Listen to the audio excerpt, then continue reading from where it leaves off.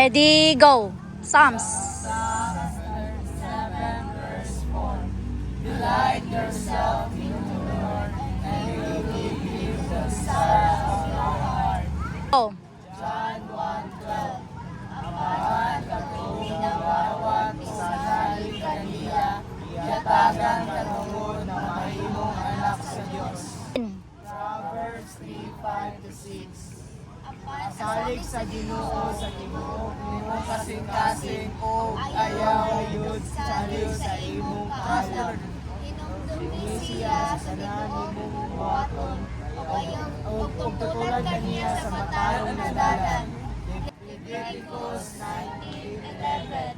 Ayaw ka mo pangawat, ayaw ka mo pagdilingmay, ayaw ka mo pagdinakaway.